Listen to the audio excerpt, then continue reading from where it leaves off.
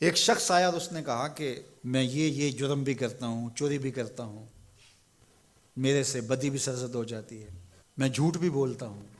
اس نے کہا میں سب چھوڑ نہیں سکتا۔ تو میرے آقا نے فرمایا کہ تو جھوٹ چھوڑ دے، میرے سے وعدہ کر کے تو نے جھوٹ نہیں بولنا۔ اس نے کہا ٹھیک ہے، اس چیز کا میں وعدہ کر لیتا ہوں۔ اس کا یہ مطلب نہیں ہے کہ باقی چیزوں کی اجازت اللہ کے محبوب نے دے دی، یہ حضور کی تربیت کا طریقہ تھا۔ مربی کو پتہ ہے کس طرح تربیت کرنی۔ ایک صاحب آئے، اس نے کہا حضور میں اسلام تو قبول کرتا ہوں لیکن نمازیں 5 نہیں پڑھ سکتا، نمازیں 2 پڑھوں گا۔ مسند امام احمد بن حنبل میں روایت ہے۔ تو آقا کریم نے فرمایا ٹھیک ہے، 2 نمازوں پر اس کو بیعت کر لیا۔ اس نے جب 2 پڑھی، اس نے کہا میں تو تہجد بھی پڑھوں گا۔ 2 نمازوں کا چسکا اور 2 نمازوں کی لذت آئی تو اس نے کہا میں باقی 3 کیوں چھوڑوں۔ تو یہ طریقہ تھا۔ تو اس سے یہ عہد لیا کہ تم نے جھوٹ نہیں بولنا۔ اب جب چوری کو جی چاہا، ماحول پیدا ہوا، تو سوچا کہ اللہ کے رسول نے اگر یہ پوچھ لیا کہ چوری کی تو حضور سے یہ تو عہد ہے جھوٹ نہیں بولنا، تو پھر حضور کو بتانا پڑے گا کہ میں نے چوری کی ہے، تو یہ تو حضور کے سامنے شرمندگی ہوگی۔ چوری چھوڑ دی۔ پھر کہا کہ جب بدی کو جی چاہا، طبیعت میں غلبہ ہوا گناہ کا، تو پھر سوچا کہ اگر رسول اللہ نے پوچھ لیا تو جھوٹ تو بولنا نہیں، تو پھر حضور کے سامنے شرمندگی ہوگی، کیا بتاؤں گا حضور کو۔ برائی بھی چھوڑ دی۔ شرمندگی کسی کے سامنے نہ ہو، یہ حیا ہے۔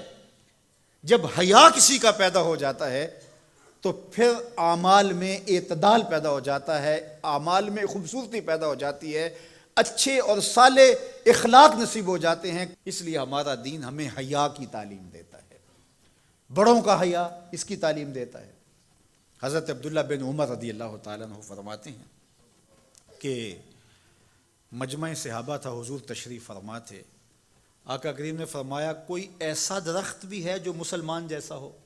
تو کہتے ہیں میرے ذہن میں کھجور آئی، میرے ذہن میں کھجور کا درخت آیا کہ وہ خزاں میں بھی نہیں مرجھاتا، پھل بھی دیتا ہے۔ لیکن میں نے دیکھا کہ حضرت ابو بکر خاموش بیٹھے ہیں، حضرت عمر خاموش بیٹھے ہیں، انہوں نے کوئی جواب نہیں دیا۔ ان کا حیا کرتے ہوئے میں نے بھی جواب نہیں دیا۔ بعد میں حضور نے فرمایا کہ کھجور کا درخت ہے۔ کہتے ہیں میرے دل میں بھی یہی تھا اور میں بولنا چاہتا تھا، لیکن ان بڑوں کا حیا کرتے ہوئے، میں چھوٹی عمر کا تھا، میں نہیں بولا۔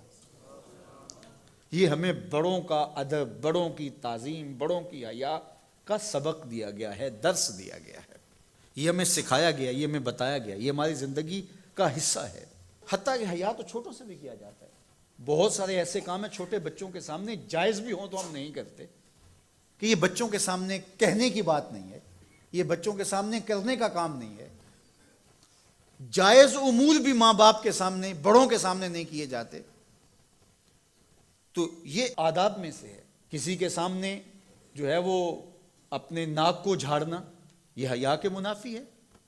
کسی کے سامنے زور زور سے کھانسنا، اگر اس طرح کی ضرورت ہو تو آپ باہر اٹھ کے چلے جائیں یا اس آواز کو دبانے کی کوشش میں لگے رہیں۔